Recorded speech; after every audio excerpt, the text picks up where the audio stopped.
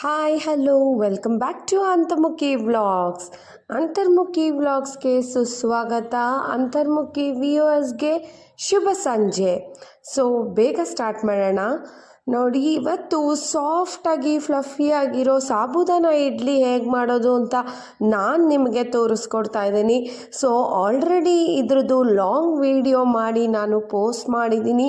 ಯಾರ್ಯಾರು ಇನ್ನೂ ನೋಡಿಲ್ಲ, ನಿಮಗೆ ಡೀಟೇಲ್ ಆಗಿ ಬೇಕು, ಸೊ ಸಾಬುದಾನ ಇಡ್ಲಿ ಹೇಗೆ ಮಾಡೋದು ಮತ್ತು ಅದ್ರ ಜೊತೆಗೆ ಸಾಗು ಹೇಗೆ ಮಾಡೋದು ಅಂತ ನಾನು ಇದಕ್ಕೆ ರಿಲೇಟೆಡ್ ವಿಡಿಯೋನ ಅಟ್ಯಾಚ್ ಮಾಡಿದ್ದೀನಿ. ಸೊ ಬೇಕಾದರೂ ದಯವಿಟ್ಟು ಹೋಗಿ ವಾಚ್ ಮಾಡಿ, ಸೊ ದಟ್ ನಿಮಗೆ ಡೀಟೇಲ್ ಆಗಿ ಇದು ರೆಸಿಪಿ ಸಿಗತ್ತೆ. ಸೊ ನಾನು ಫಸ್ಟು ಈಗ 1 ಪಾವ್ ಸಬ್ಬಕ್ಕಿ, 1 ಪಾವ್ ಅಕ್ಕಿ ತರಿನ ಚೆನ್ನಾಗಿ ವಾಶ್ ಮಾಡಿಕೊಂಡು ಅದನ್ನು ಹಿಂಡಿಟ್ಕೋತಾ ಇದ್ದೀನಿ. ನೀರಿಲ್ಲದೆ ಇರೋ ಥರ ಹಿಂಡಿಟ್ಕೋತಾ ಇದ್ದೀನಿ. ಅದನ್ನು ಮೊಸರು ಜೊತೆ ಹಾಕಿ ರಾತ್ರಿನೇ ನೆನೆಸಿಟ್ಕೋಬೇಕು.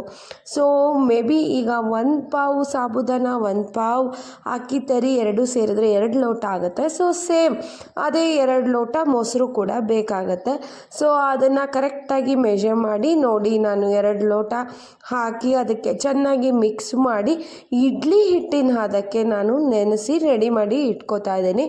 ಸೊ ದಟ್ ರಾತ್ರಿ ಎಲ್ಲ ಇದು ಚೆನ್ನಾಗಿ ನೆಂದಿರುತ್ತೆ, ಅದು ಫರ್ಮೆಂಟ್ ಕೂಡ ಚೆನ್ನಾಗಾಗಿರುತ್ತೆ. ಈ ಸಾಬುದಾನ ಇಡ್ಲಿ ಅಂತೂ ಸೂಪರಾಗಿ ಸಾಫ್ಟಾಗಿ ಆಗಿತ್ತು, ಟೇಸ್ಟ್ ಕೂಡ ಯಮ್ಮಿ ಆಗಿತ್ತು.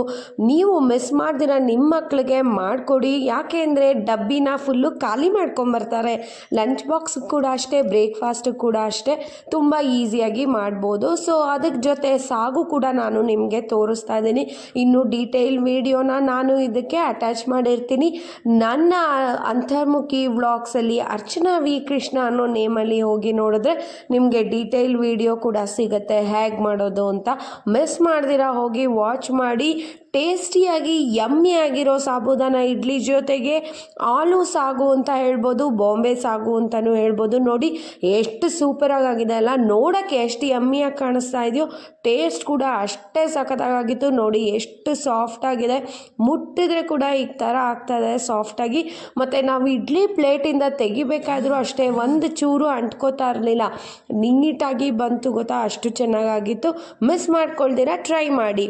ನಿಮಗೆ ಇದ್ರ ಡೀಟೇಲ್ ವಿಡಿಯೋ ಬೇಕು ಅಂದರೆ ನೋಡಿ, ಈ ವಿಡಿಯೋನ ಹೋಗಿ ವಾಚ್ ಮಾಡಿ. ಇನ್ನು ಸಬ್ಸ್ಕ್ರೈಬ್ ಮಾಡದೇ ಇದ್ದರೆ ಸಬ್ಸ್ಕ್ರೈಬ್ ಮಾಡಿ, ಲೈಕ್ ಮಾಡಿ, ಶೇರ್ ಮಾಡಿ.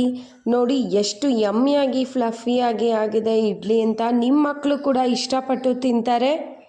ಇವತ್ತಿನ ವ್ಲಾಗ್ನ ನಾನು ಇಲ್ಲಿಗೆ ಮುಗಿಸ್ತಾ ಇದ್ದೀನಿ. So till then next vlog. ಹ್ಯಾಪಿಯಾಗಿರಿ, ಖುಷಿಯಾಗಿರಿ, ನಗ್ತಾ ಇರಿ. ಟೇಕ್ ಕೇರ್, ಬಾಯ್.